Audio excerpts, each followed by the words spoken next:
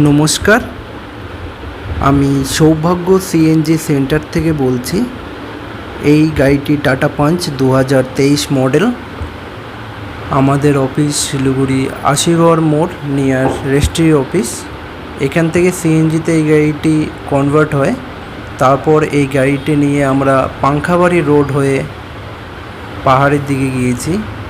গাড়িটি দেখুন একদম স্মুথভাবে পাহাড়ে উঠছে, এতে কোনো অসুবিধা নেই। টানগুলো ভালো মতো উঠছে।